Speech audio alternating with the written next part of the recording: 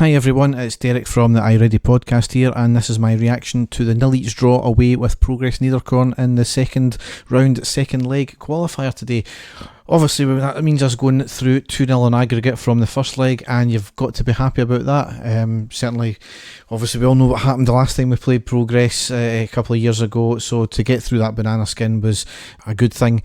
And you know, the performance overall, I know a lot of people on Twitter are not too happy with the performance, but you know, we got through.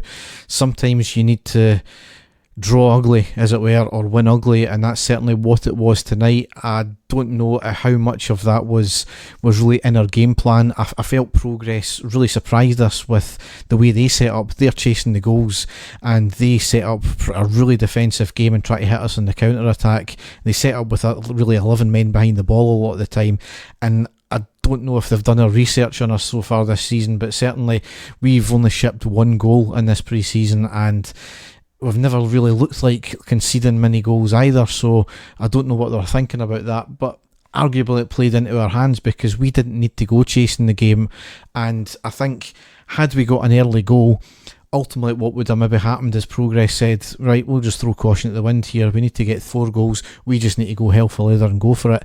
And like the first leg, they were quite dangerous on the break tonight, up until the final third, where they were pretty poor in the final third. But all, as we know time and time again, especially from last season, all it takes is one wee mistake and they get a chance, a half chance, and it's converted because of the mistake.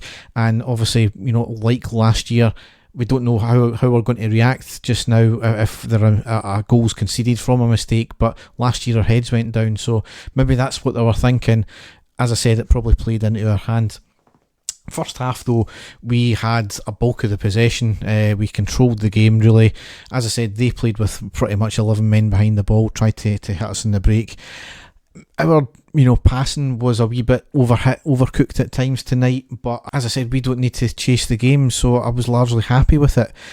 We never created a vast amount of chances. We certainly got in the final third. We had a few crosses in which went wide, or a few shots that went wide, and the headers that went. Everything really went wide. Anything the keeper had to do was either really comfortable, or it was a simple pick out the air. There was a few corners we had in the first half, especially where it was played quite deep in and the keeper gathered it easily, just picking it out the air. At the end of the day, it was another 45 minutes down, protecting the lead, trying to save from getting yellow cards and injuries, which we'll get onto yellow cards in a minute.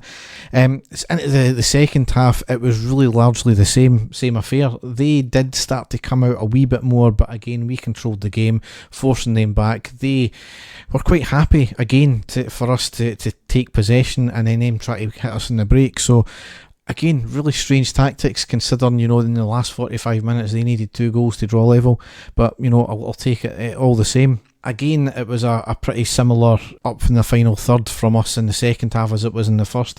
Had a few chances, but we weren't just clicking up front tonight. And on another day, yes, we absolutely need to play better, but I think you've got to remember as well, the mindset is protect the 2-goal cushion, don't concede a goal and give them a wee sniff into it.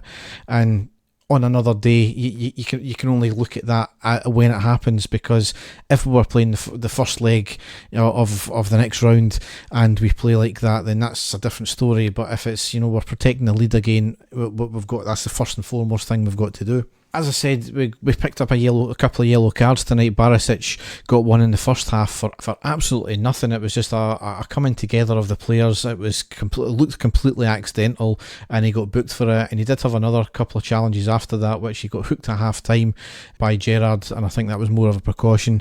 Arfield as well in the second half got a booking for absolutely nothing. He actually got the ball, unbelievably. The referee was blindside of it, but it was clear that Arfield got to the ball first, and he did take a wee bit the player, but he by far got the ball. I don't know what the near side linesman was doing. Their play acting tonight was absolutely shocking. There was one instance in the first half where the boy went down as if he had got elbowed in the face, and it was absolutely nowhere near him. So it was really poor from Progress tonight. And contrast that with Halliday towards the end of the game, where he went down in the box and instantly pointed it was as a corner rather than a penalty, and he never even claimed for it because he realised he had just stumbled. And the Progress player was claiming for, look at his diving. But as I said, just another note on the performance, as I've mentioned on Twitter as well. If people have got to think back to 2008 in our run, if you've got to draw ugly or get a result in an ugly way, then so be it. If we go there to do a specific job and it's an ugly way of doing things, then as long as we get the result at the end of the day, that's what counts. For us to get through to the next round, that was the instant, that was the main thing, and that was our game plan at the end of the day. I think people are missing out on Twitter, are missing that fact, is it was a different game plan from any normal game. We didn't need to score, they did. All we had to do was keep it tight at the back, and was it flashy? Absolutely not. Was it being professional and sensible? Absolutely was, and that to me is what we needed to do. So obviously, we are now through into the next round. I can't remember when that game's getting played. I can't remember if it's next week or not. But that's against the Danish club Midtjylland or Mitty Highland or whatever their pronunciation is. We'll pick that up when we play them anyway. But obviously, that leads us nicely into the game against Kilmarnock at the weekend.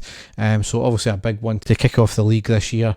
I think Kilmarnock obviously are in a wee bit of disarray just now with their manager and different things going on there. So hopefully, we can take advantage of that. Obviously was in social media as well that they've narrowed their pitch down quite significantly as well, so we'll see how that plays out. Obviously it's going to, I don't know if that will benefit us or not, because towards the end of the season we were playing some really good football through the middle. So far this season we've been playing a lot down the wings, so we'll see what happens there. I'll be back after that game at some point. I'm actually watching it away from my recording equipment, so I'll try and get something out as soon as I can after the game as well. Dave and I will hopefully be back for a main podcast next week as well. One last wee thing here is I'm aware that the main podcast, the first episode of season 7, isn't out on YouTube yet. There was some issue with the host not uploading it to it like it did, so I'll try and get that uploaded to YouTube as soon as we can as well. So as ever, if you want to check us out, you can get all our links to all our social media sites on our website, which is ireadypodcast.wordpress.com. So thanks for listening and bye.